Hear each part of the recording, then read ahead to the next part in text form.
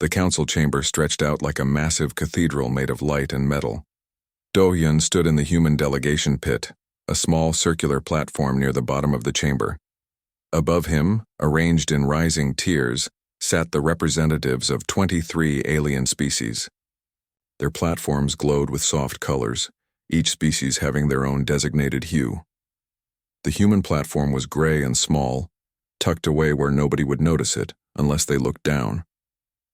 Do-hyun had been Earth's ambassador for 6 years now. He remembered his first day in this chamber, how excited he had been. Humanity had finally joined the Great Galactic Council. They would trade with alien civilizations, learn from species thousands of years older, and take their place among the stars. That dream had died slowly over the years. Today's session was about trade route protection. Human merchant ships had been attacked by pirates 17 times in the last 3 months. 5 ships were destroyed completely. 42 humans were dead. The pirates operated from unclaimed space near the Vrelnath commercial sector, but nobody did anything about them. Do-hyun had submitted the request 3 weeks ago. All he asked for was a small council patrol group to secure the trade lanes. Human ships carried food, medicine, and manufactured goods to 8 different alien colonies. The request seemed simple and fair. The Vrelnath representative spoke first. Threxval was an insectoid creature, nearly 3 meters tall with 4 arms and a glossy black shell. His voice came through the translation device as a series of clicks and whistles. The human request is noted. However, Council military resources are stretched thin. We cannot spare ships for every minor inconvenience. Minor inconvenience. Do-hyun felt his jaw tighten. 42 dead humans were a minor inconvenience. An Orvex representative spoke next. The Orvex were crystalline beings, their bodies made of living mineral that refracted light in rainbow patterns. Humans have their own military forces. Why must the Council solve their problems? Perhaps if they patrolled their own trade routes, there would be no issue. Do-hyun wanted to scream. Human military forces were currently deployed across 12 different sectors, protecting Council borders. His own brother Kyung-ho commanded a battle group on the frontier, fighting raiders that threatened Orvex colony worlds. Human soldiers were bleeding for the Council every single day. He activated his speaking platform. With respect, Council members, human military forces are currently engaged in operations you assigned to us. We have 48 ships guarding the Orvex frontier, 20 ships protecting Vrelnath supply lines, and another 30 vessels on patrol duty across Council space. We don't have ships available to protect our own traders because we're protecting yours. The chamber filled with sounds. Some species made clicking noises, others hummed, and a few produced sounds that the translator simply couldn't process. Do-hyun recognized it after 6 years. They were laughing at him. Threxval spoke again. The human makes an interesting point. Perhaps we should reassign human forces to protect human trade routes instead. He paused, his mandibles clicking together in what Do-hyun knew was amusement. Of course, if human ships stop protecting Vrelnath, commercial lanes, we will need to impose additional tariffs on human goods to pay for replacement security. Shall we vote on this? It was a trap.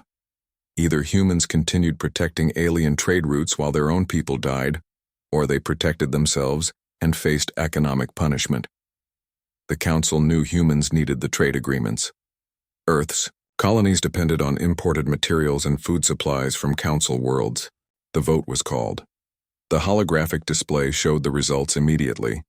Only 2 species voted in favor of human protection, the Kalesh and the Mirdon, both minor species that had no real power in the Council. The rest either voted against or abstained. Then came the second vote, the one Do-hyun had not expected. Threxval proposed that human military forces should be assigned to protect Vrelnath commercial lanes in the Outer Rim. This was a new assignment, on top of everything humans were already doing. And there would be no payment, no compensation. It was presented as humanity's contribution to Council security. The vote passed. 18 species in favor, 3 against, 2 abstained. Do-hyun looked up at the tiers of alien representatives. Some were already moving on to the next agenda item. Others were talking among themselves, not even paying attention anymore. To them, this was just another routine session. They had made their decisions, exercised their power, and now they would forget about the humans until they needed something else fixed or fought or solved. Something broke inside Do-hyun, not with anger or rage, but with a cold, clear certainty. He stood up. His platform wasn't designed for dramatic speeches. There was no spotlight, no amplification of his voice. But he activated the speaking channel anyway. "Council members," he began. His voice was calm and steady. "For 53 years, humanity has been part of this council. In that time, we have contributed more than any species in recent history. Our engineers maintain 70% of your FTL communication network. Our programmers wrote the translation software that allows you to understand each other. Our agricultural specialists feed your colonies. Our soldiers defend your borders.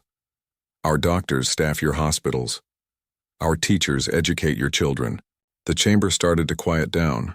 Representatives began paying attention. And in all that time, Do-hyun continued, "Humanity has asked for very little. We requested voting rights, denied. We requested territorial expansion permits, denied. We requested fair trade agreements, denied.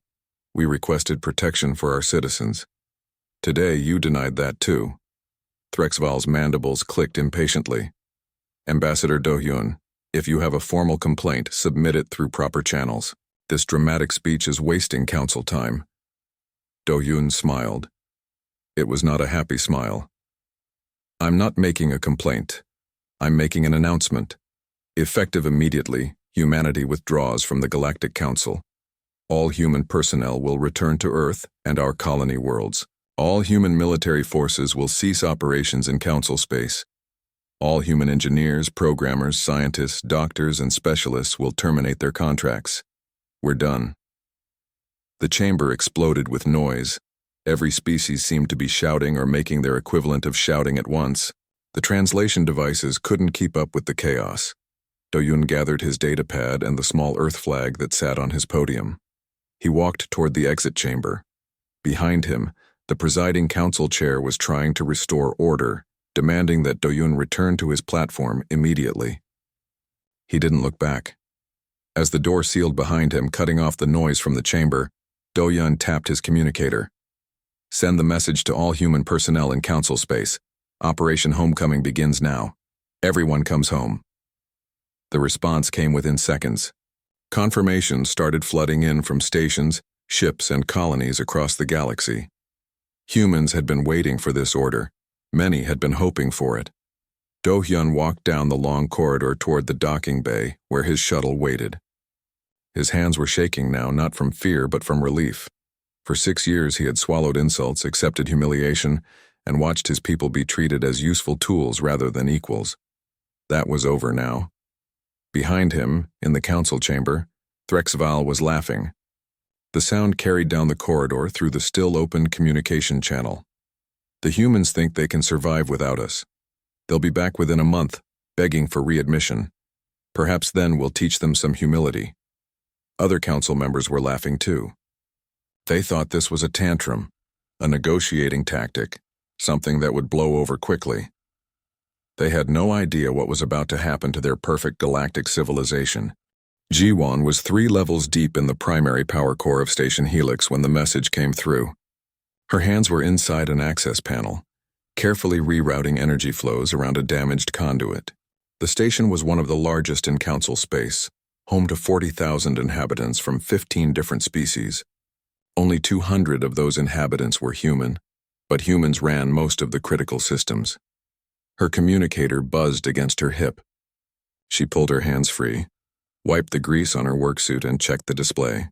The message was short and direct. "Operation Homecoming. All human personnel return to Earth immediately. No exceptions." She read it 3 times. Then she looked at the half-repaired power core in front of her. The job would take another 6 hours to complete. If she left it like this, the station would be fine for maybe 2 weeks.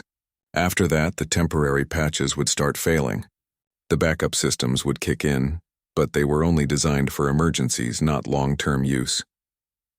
Ji-won thought about finishing the job. It was how she was trained. You don't leave work half done. But then she remembered last month, when she had requested a promotion to senior engineer. Her supervisor of Relnath named Celtics had denied it. The reason given was that humans didn't have enough experience with advanced systems. Never mind that G1 had been fixing those advanced systems for 4 years while Celtics watched and took credit. She closed the access panel without finishing the repair. Then she walked back to her quarters and started packing. Across the galaxy, similar scenes were playing out. Kyung-ho stood on the bridge of his battleship, the Indomitable, reading the same message his sister had received. His fleet of 48 ships was currently positioned along the Orvex frontier, where raids from hostile forces had been increasing for months. His first officer, a man named Taejin, looked up from his console. "Sir, we've received the withdrawal order. All ships are requesting confirmation." Kyung-ho looked at the tactical display. 3 Orvex colony worlds were visible on the screen, each one marked with defensive positions that human ships maintained. Without those ships, the colonies would be vulnerable. People would likely die. He thought about the last time he'd requested support from the Council military. His ships had been fighting a 3-day battle against raiders. 4 human vessels were badly damaged, and 23 crew members were dead. He'd asked for relief ships or at least medical supplies. The Council had told him to make do with available resources, while they redirected their own fleets to protect more important sectors. "Confirm the order," Kyung-ho said. "All ships prepare for immediate departure. Plot courses back to human space."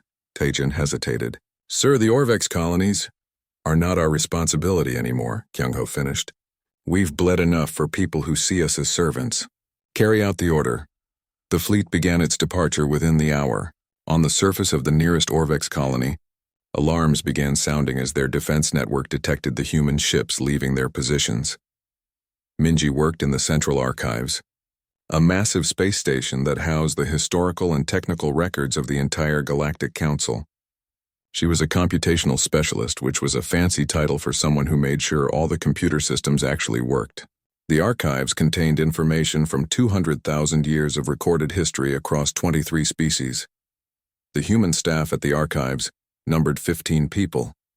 They managed the data networks, maintained the search algorithms, and fixed the constant glitches that appeared in a system trying to integrate technologies from vastly different civilizations. Before humans arrived, the archives had been nearly unusable. Different species stored information in incompatible formats, and finding anything required weeks of manual searching. Minji and her team had fixed that. They created translation protocols, unified search systems, and automated maintenance routines. Now the archives worked smoothly, and every species in the Council relied on it for everything from engineering specifications to historical research. She gathered her team in the main control room. "We've got our orders," she told them. "Pack your personal belongings. We leave in 6 hours. A young engineer named Junho raised his hand. "What about the systems?" "We can't just leave them. The automated maintenance protocols need supervision. The backup systems need monthly calibration. We leave everything as it is," Minji interrupted. "The systems will run on automation. The Council has all the documentation we created. Every manual, every guide, every troubleshooting protocol. It's all in their database, written in clear language that anyone can follow. But they never read our documentation," another engineer said. "They always just call us when something breaks." Minji smiled grimly. "Then maybe they'll learn to read." Before she left, Minji did one last thing. She accessed the main computer core and removed every human-created patch, update, and modification from the last 50 years. She didn't delete anything or sabotage the systems. She simply rolled everything back to the original Council versions. Everything still worked, technically speaking. The systems ran. The data was accessible. But all the improvements, all the efficiency upgrades, all the stability fixes that humans had added over 5 decades were gone. The Council would get exactly what they had before humans arrived. Nothing more, nothing less. On Earth, Administrator Sang-hoon coordinated the largest peacetime evacuation in human history. Ships were dispatched to every station, colony, and outpost where humans worked in Council space. The logistics were staggering. Over 2 million humans needed transport back to human-controlled territory. The first ships began arriving within days. Engineers from stations across the galaxy, soldiers from frontier outposts, scientists from research facilities, teachers from alien schools, doctors from hospitals. They came home carrying stories of years spent serving the Council, being treated as second-class citizens, watching their work get credited to others. Some humans had married aliens or had built lives deeply integrated with council society. Those decisions were personal, and they were allowed to stay if they chose. But 98% of humans chose to return home. The message was clear. They were done being useful tools for an ungrateful council. News of the human withdrawal spread through council space like wildfire. Initial reactions varied by species. The Vrelnath issued official statements saying humanity's departure was regrettable, but manageable. The Orvex claimed they had never relied heavily on human assistance anyway. Other species were more honest, expressing concern about how they would replace human expertise. On Station Helix, Celtix stood in the power core where G1 had been working. The temporary repairs were holding, but he could see they weren't finished. He tried to complete the work himself, but the systems were more complex than he'd realized. Every time he thought he understood one part, 3 other problems appeared. After 2 hours, he gave up and called for a specialist. The specialist arrived and examined the work. "This is only half finished." "Where's the human engineer who was working on this?" "She left," Celtic said. She abandoned her post. The specialist, a member of the Kalesh species, looked at him with what might have been disapproval. "You mean she was recalled when humanity left the council? The council you serve, which voted to deny human trade route protection while assigning them more military duties." He gestured at the power core. "Can you fix this?" Celthix looked at the maze of conduits, relays, and energy regulators. I'll need to review the technical documentation." "Good luck," the Kalesh said. "I hear the human engineers wrote most of those manuals. I wonder if they took copies with them." 3 weeks after the withdrawal began, every human had left council space except for a small diplomatic presence that remained to handle final administrative details. Ambassador Dohyun was among them, overseeing the last phase of Operation Homecoming. He received dozens of messages from council representatives. Most were diplomatic inquiries asking about the timeline for human return. Some were more direct, demanding explanations or threatening consequences. A few were from species like the Kalish and Mirdon, expressing regret and hoping humans would reconsider. Dohyun responded to none of them. Humanity had said everything it needed to say. The first sign of trouble came 3 months after humanity's departure. The FTL communication network began experiencing delays. At first, they were small, just a few seconds here and there. Messages that used to arrive instantly now took minutes, then hours. Then, on some routes, they didn't arrive at all. The Vrelnath communications minister tried to diagnose the problem. The relay stations were still functioning. Power levels were normal. The hardware seemed fine, but something was wrong with the software, with the way data packets were being routed through the network. Every time they thought they'd found the issue, another problem appeared somewhere else. After 2 weeks of failures, the minister finally accessed the human documentation.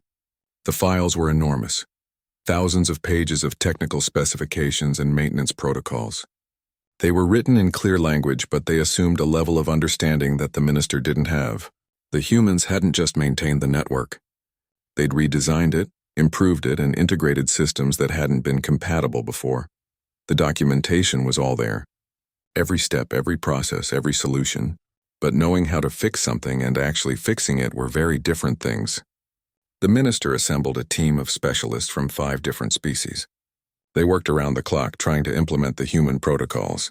Progress was slow, very slow.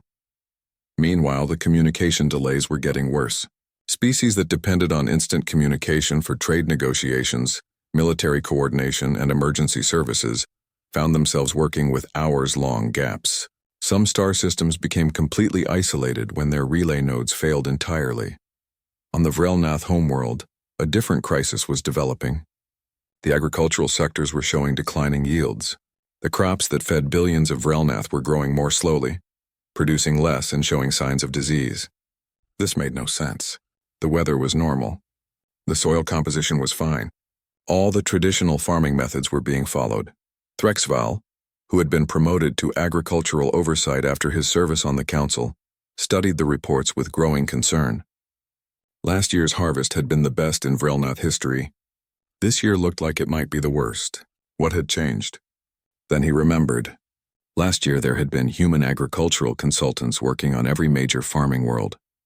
They'd introduced new techniques, new crop rotation schedules, and new pest management systems. The Vrelnath farmers had followed the human advice and seen incredible results, but the humans were gone now. The farmers had tried to continue using the same methods, but something wasn't working. The timing was off, or the techniques weren't being applied correctly, or there were steps the humans had done that nobody had noticed.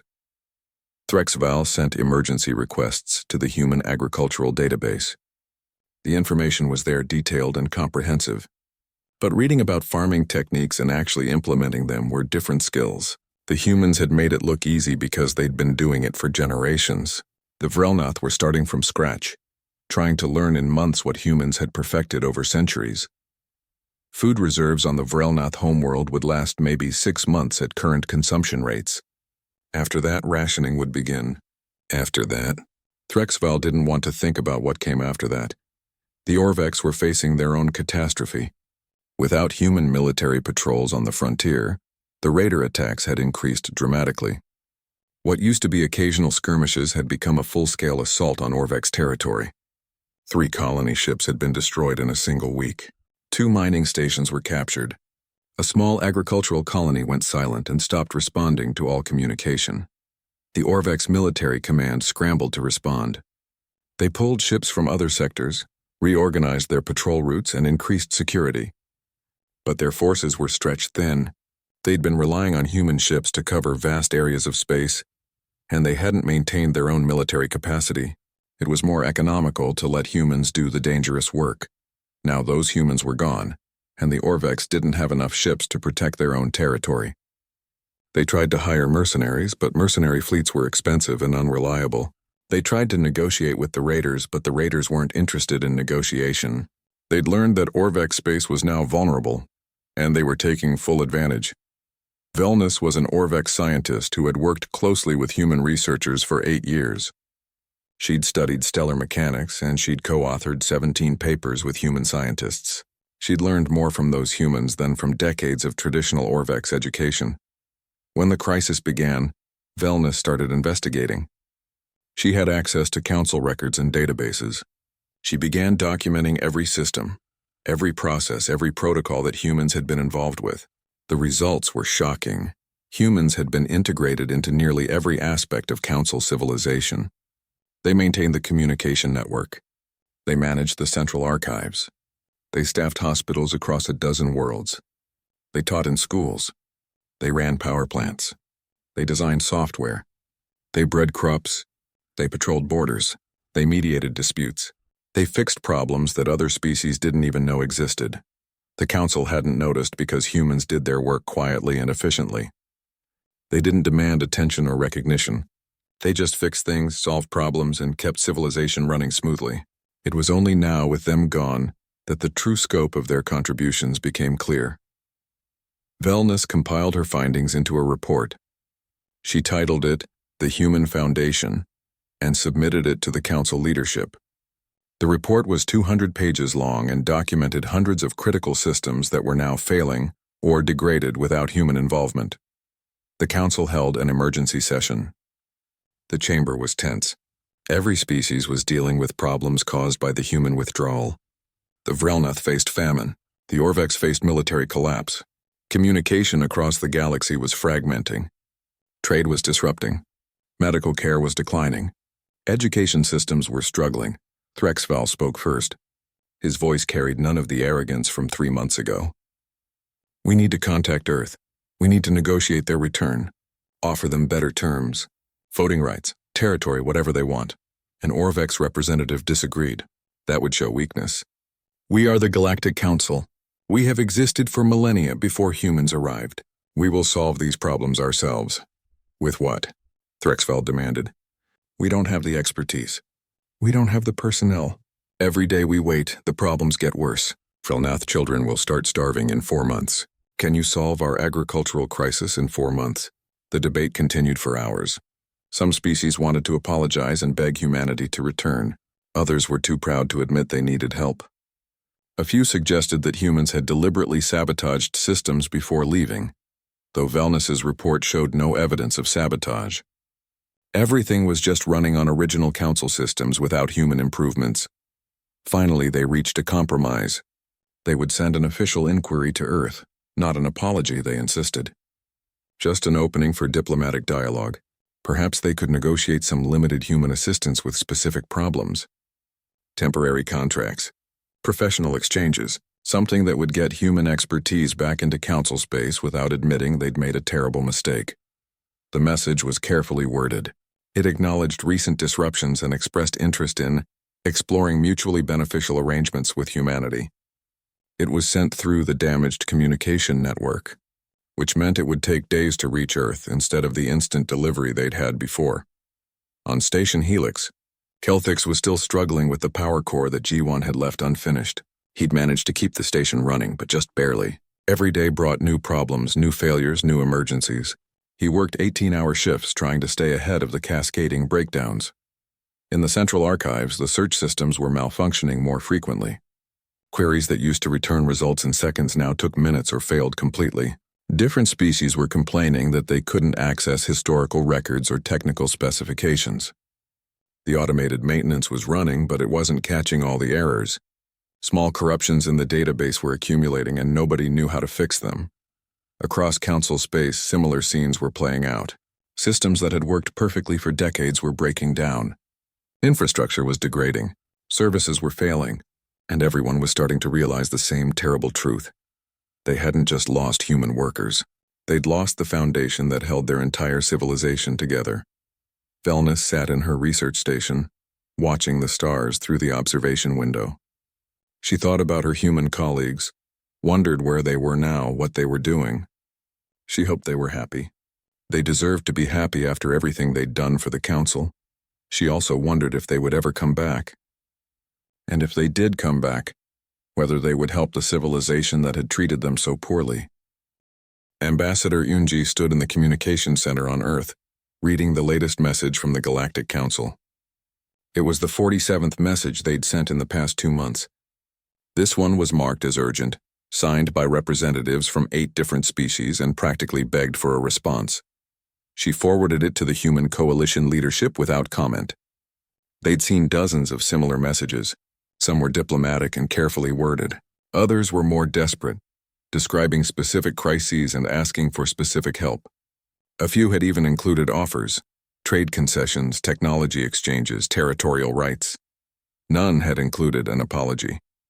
None had acknowledged that the Council had treated humanity as servants rather than equals.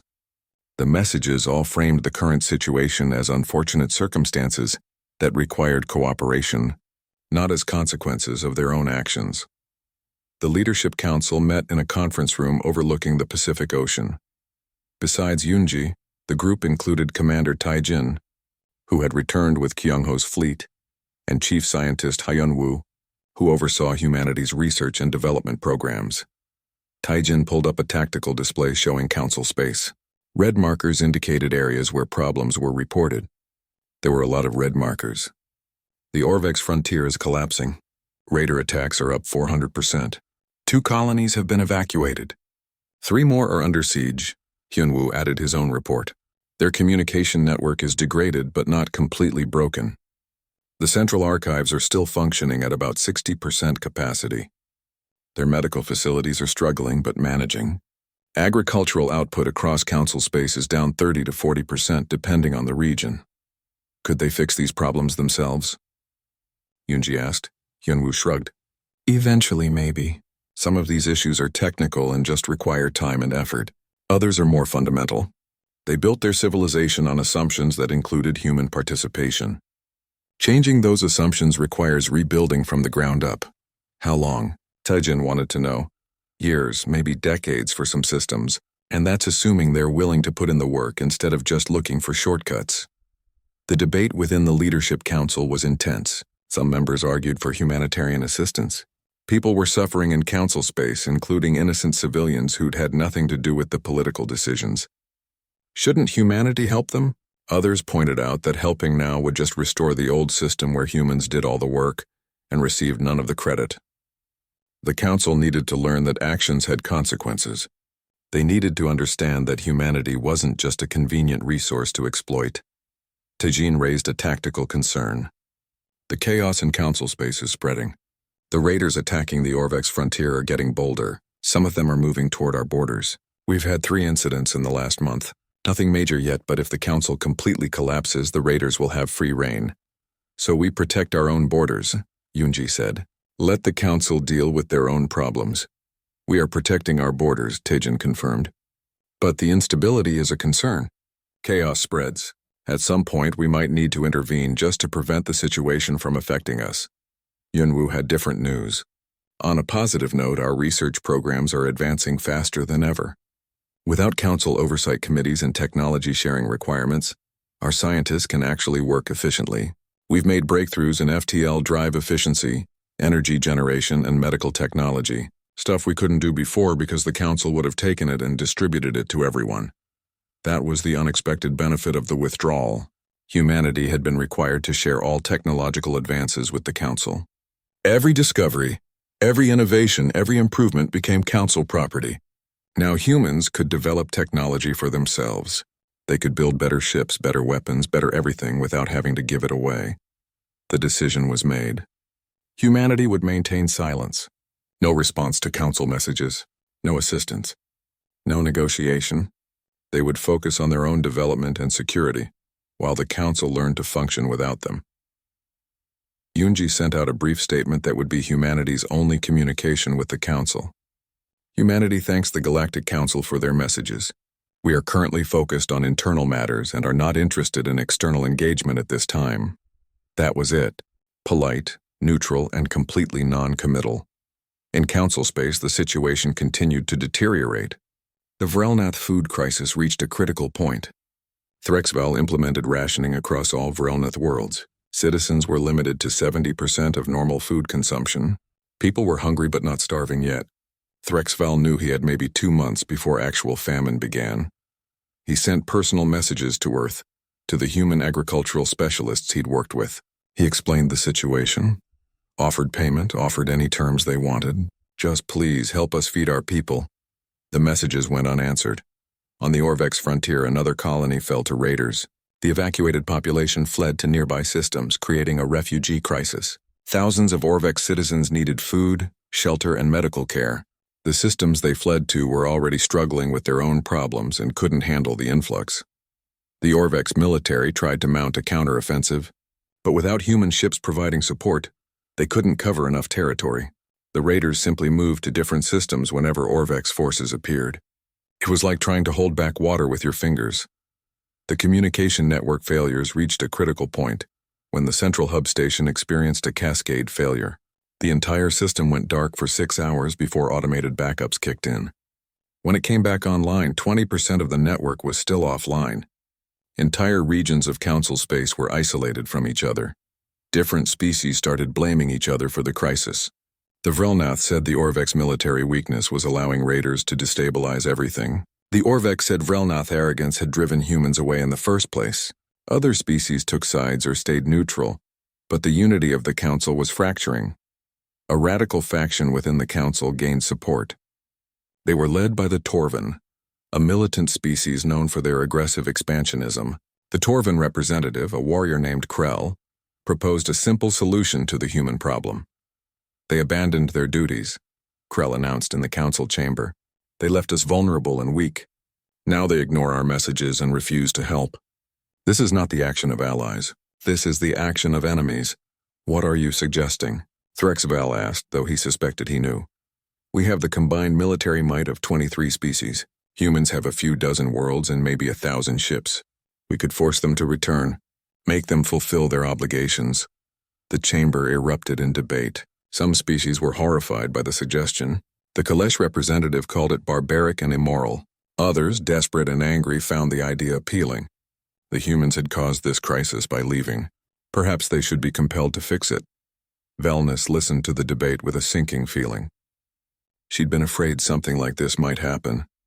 Desperation made people stupid, and the council was becoming very desperate. She requested speaking time and was granted it. If we attack humanity, we lose any chance of peaceful resolution. We also might not win. We don't know how much their military capability has grown since they left. And even if we won, what then? Force them to work for us? That's slavery. It would make us everything we claim not to be. Krell dismissed her objections. Humans are soft. They value life too much to fight effectively. They'll surrender quickly when they see our fleet. The vote was called. The proposal to send a military fleet to human space passed by a narrow margin. 12 species in favor, 9 against, 2 abstained. It wasn't a declaration of war, they insisted. Just a show of force, a negotiating tactic. The fleet would arrive at human borders, demonstrate council power, and convince humanity to return to negotiations. Krell was given command of the operation. He assembled ships from the Torvan fleet and several other species. It wasn't the full council military, but it was substantial. 200 warships, including several heavy battlecruisers. The fleet departed 3 weeks after the vote. They plotted a course to the nearest human colony world, expecting to arrive in a month. It would be a simple operation. Arrive, demonstrate strength, negotiate from a position of power. Velnus watched the fleet leave and felt sick. She'd argued against this. She'd warned them that threatening humanity was a terrible mistake. But nobody had listened. They were too desperate, too angry, too proud to see clearly. She sent a message to Earth through a private channel she'd established with a human scientist she'd worked with. She didn't know if it would reach them or if they would care, but she felt obligated to try. "A fleet is coming," she wrote. 200 ships. They don't want war, just negotiation through threat. Please don't let this become a massacre. Enough blood has been spilled already. On Earth, Yunji received the warning. She immediately forwarded it to Taijin and the military command. They'd been monitoring council space and had detected the fleet movements but hadn't known the full scope. 200 ships, Taijin said, studying the report.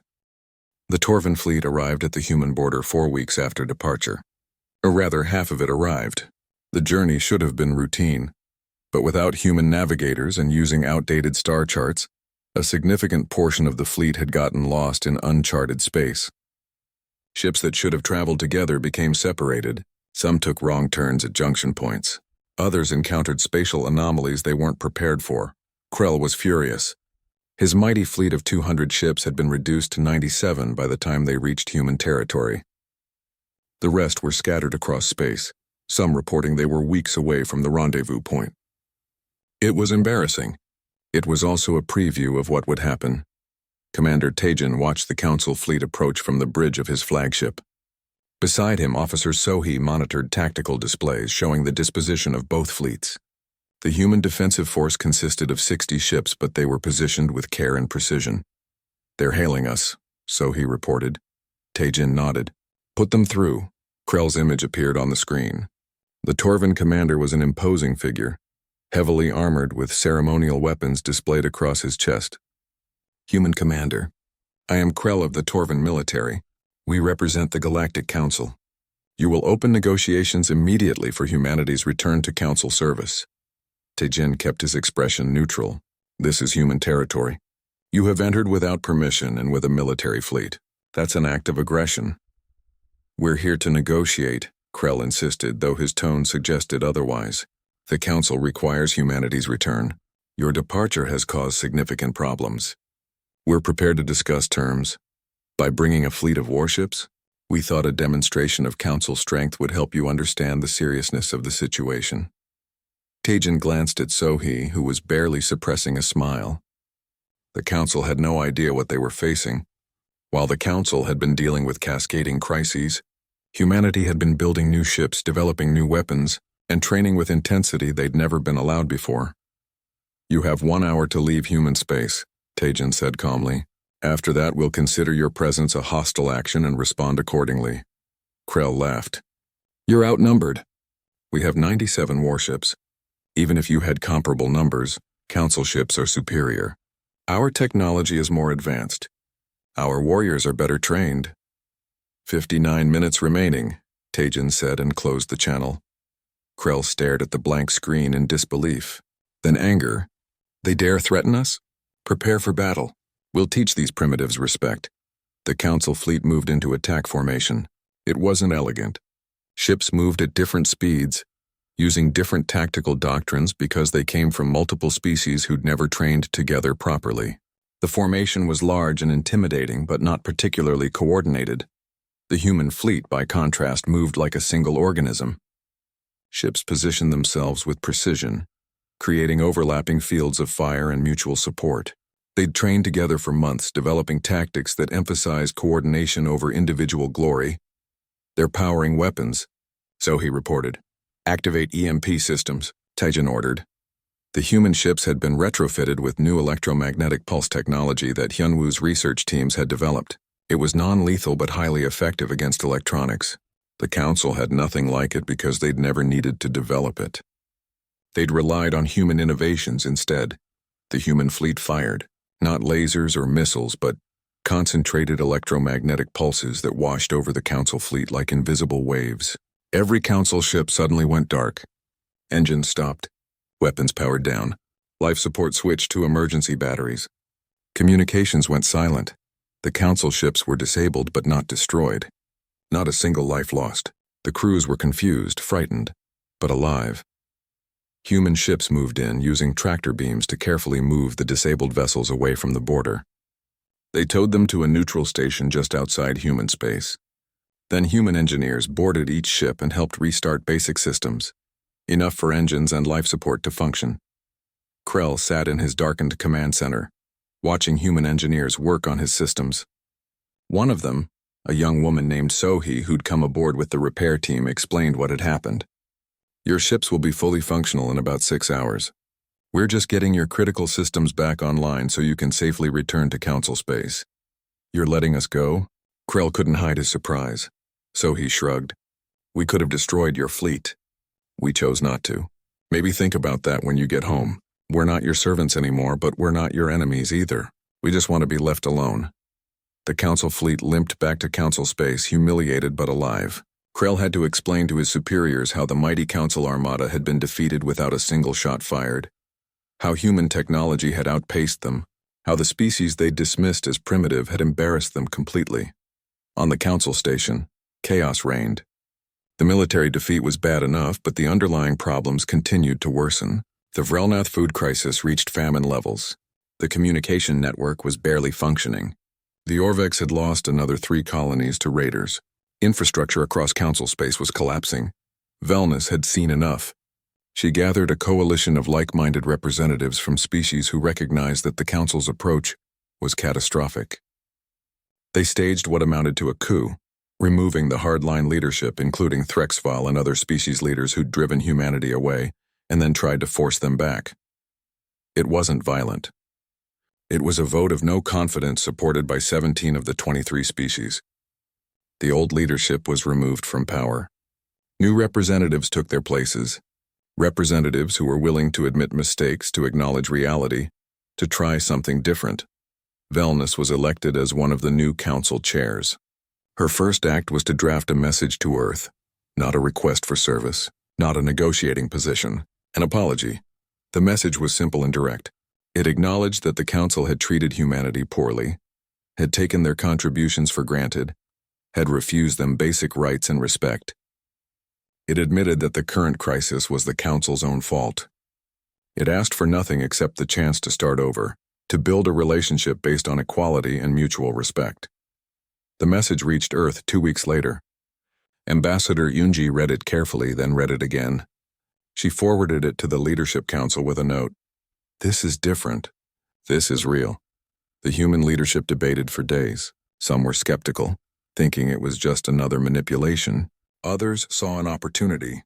Finally, they agreed to send a delegation to meet with the new Council leadership, not to negotiate humanity's return, but to discuss what a truly equal partnership might look like. Do-hyun, now older and serving as an advisor rather than active ambassador, was asked to join the delegation. He'd been the one to walk out of the Council chamber 18 months ago. It seemed fitting that he should be part of the return. The meeting took place on a neutral station. Velnus led the Council delegation. Yunji led the human delegation.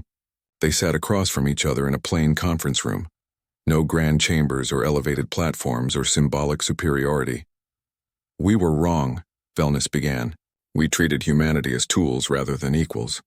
We took your contributions for granted. We dismissed your value until you left and everything fell apart. We were arrogant and blind. For that we apologize, Yunji nodded slowly. We didn't leave to punish you. We left because we couldn't continue being treated as second-class citizens. Respect isn't something you can demand or negotiate. It's something you either give or you don't. We understand that now, Velna said.